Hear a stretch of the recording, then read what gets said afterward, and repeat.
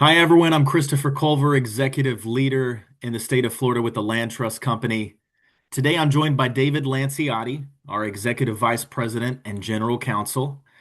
We're recording a brief Q&A to help clarify the most important differences between individual trustees and corporate trustees, especially the risks, the responsibilities, and challenges that individual trustees in Florida commonly face.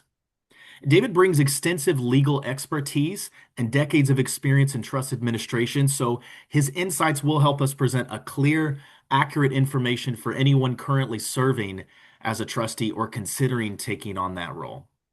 The session will be short, just 5 to 10 minutes, and focused on the key points that matter the most. David, thanks for joining me today. Yeah, Chris, great to be here. Ready to get started? Absolutely. Love talking about this stuff. Awesome. Let's dive in. So the first question, David, I had for you is this: which of these risks cause the biggest real world problems for individual trustees in Florida?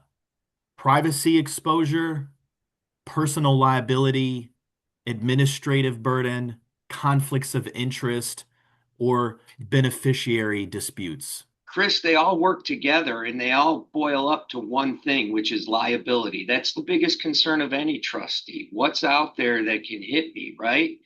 And so all of these sort of work to that effect. The privacy works together with the liability protection. The administrative burdens, those are duties on a trustee that can create a breach of fiduciary duty claim. So all of them work together, but ultimately all of them create exposure for the individual trustee. Thank you for answering that. My next question is, what is the single biggest mistake individual trustees make that corporate trustees almost never make? It's overlooking the privacy aspects. Number one, that trustee is the record title holder. That trustee has a tie to their beneficiaries. If privacy is an aspect, and a lot of times trustees don't even consider that. Whose name's on record title? What's the status of the property? Is it exposed? Is it in an area where there's potential title fraud concerns? There's a lot of areas like that. So one thing is overlooking the privacy concerns of both the individual trustee and the beneficiaries. Excuse me. Another is overlooking the administrative requirements of what a trustee is required. Professional trustees do this all the time, every day. Overlooking one of those requirements can lead to a breach of fiduciary duty lawsuit. It can lead to regulatory penalties. And sometimes individual trustees even aren't even aware of what those regulatory penalties could be. Wow, that's very interesting. Very helpful. And which issue most often leads to disputes or lawsuits against individual trustees? That was my next question. Well, one of the big ones is getting dragged into a beneficiary dispute, right? Even if the trustee does everything perfect from a regulatory standpoint, from a legal standpoint, when the beneficiaries get into a dispute, the trustee is a target. Whether it's warranted or not, you might have every defense in the world, but being in a lawsuit is a costly endeavor. And so the beneficiary disputes, that is one of the biggest risks is a trustee does everything right and they can still get sued. And so there are the risks of privacy, there are the risks, the administrative burdens that you miss. But one of the things is you can do everything right and still be subject to liability if you get pulled into a Beneficiary disputes. What task or responsibility do individual trustees most underestimate or mishandle? that would be the administrative burden of the trust, keeping the record keeping of it. You have to keep records. If your customer, if your beneficiary wants a loan, you better be able to produce a certified copy of that trust agreement that's updated.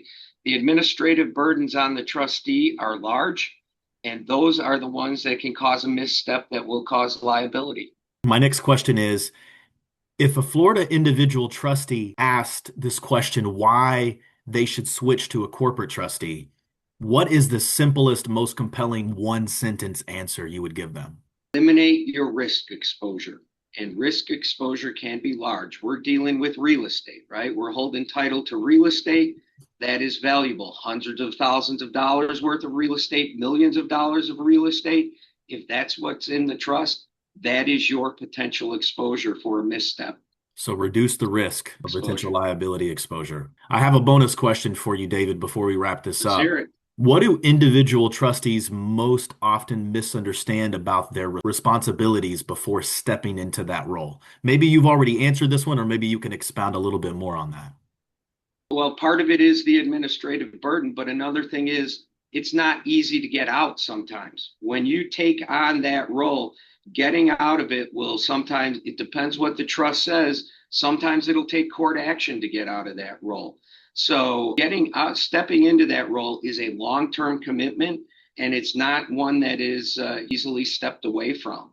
And I think that's what a lot of people think. If things get hairy, I can just resign. Not always the case. Very important to take into consideration. David, this was incredibly helpful, and I appreciate you taking the time to walk through these key issues. Your insights will be valuable for anyone that's trying to better understand the responsibilities and risks of serving as a trustee here in Florida. And thanks again for joining me today. I really appreciate it.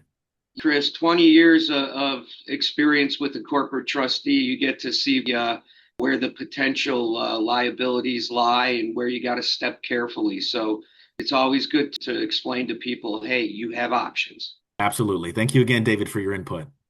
All right, Chris, thank you very much for having me. Good Thank talking to you. you. Mhm.